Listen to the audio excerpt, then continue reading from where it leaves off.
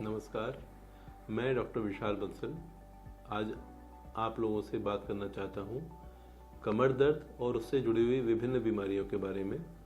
हम सब लोग ये देखते हैं कि अधिकतर लोग जिनको कमर दर्द रहता है, कमर से नीचे पैरों में दर्द आता है, पैरों में भारीपन, झुंझुनाहट और सुन्नपन बना रहता है, उसके लिए हम समझना चाहेंगे कि ये क्यों शुरू होता है, इसको ठीक करने के क्या उपाय हैं और ये अगली बार कभी ना हो उसके क्या तरीके हैं।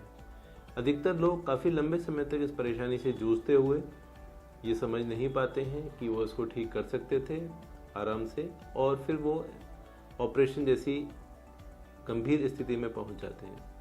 हमारे शरीर में जो रीढ़ की हड्डियां होती हैं उनके बीच में डिस्क होती है। मैं आपको दिखाना चाहूँगा, इस तरीके से होता है।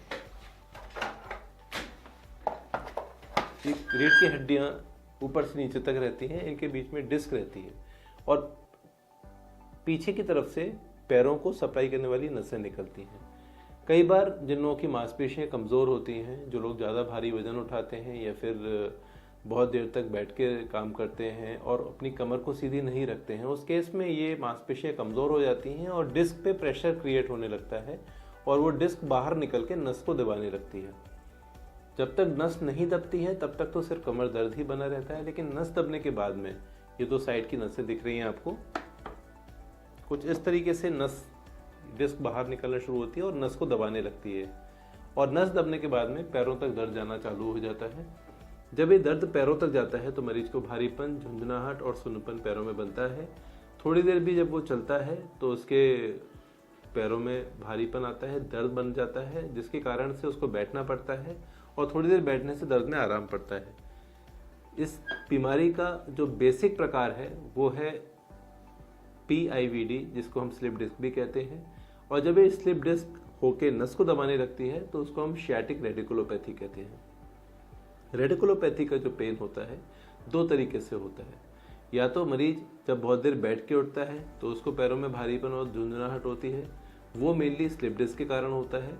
और अगर मरीज को चलने के बाद में पैरों में भारीपन आने लगता है, खड़े रहने पर भारीपन आता है और बैठ के उठने में कोई दिक्कत नहीं होती है, तो ये लंबर कैनाल स्टेनोसिस मतलब कि मुख्य स्पाइनल कॉर्ड के दबाव के कारण होता है।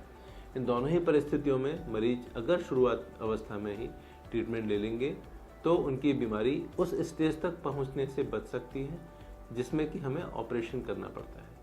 तो मैं आपको ये बताना चाहता हूँ किस प्रकार से हम लोग इसको ठीक करते हैं। तो जब मांसपेशी कमज़ोर होने लगती है और डिस्क पे प्रेशर आने लगता है, ये नस जब बाहर निकलने लगती है, नस दबने लगती है, अगर इस समय मरीज हमारे पास में इस अवस्था में आता है तो हम मरीज को कुछ मुख्य प्रकार की कसरतें बताते हैं जो कि लंबर कैनाल स्टेनोसिस में और स्लिप डिस्क में अलग अलग प्रकार की होती हैं।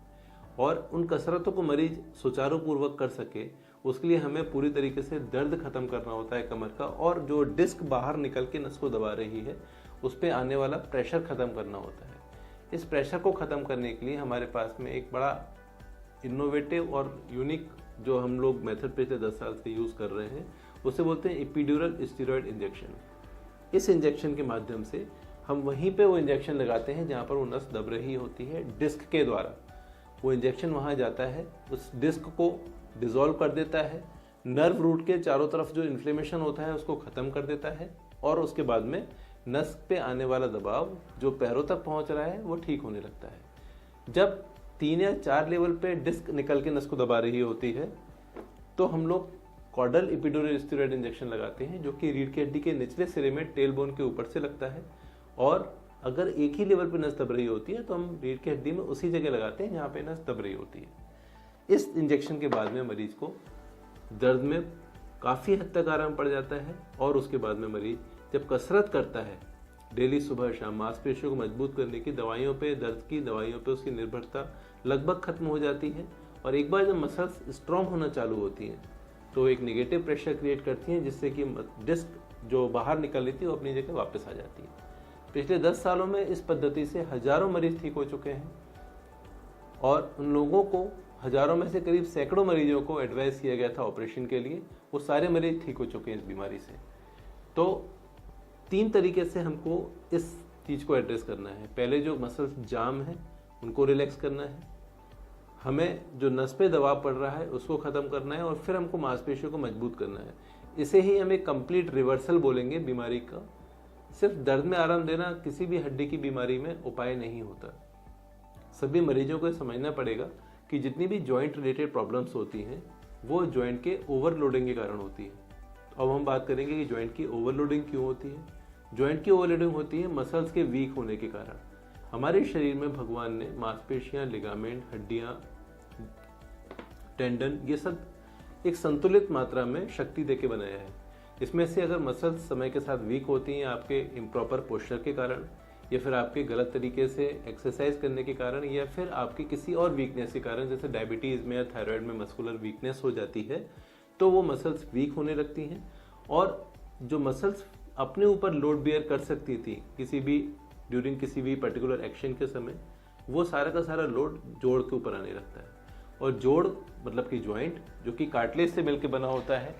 जैसे कि मैं आपके सामने एक घुटने का जोड़ दिखा रहा हूँ, ये आप देख रहे होंगे बोन है, उसके आगे की कवरिंग जो है वो वाइट है, ये कार्टिलेज होता है।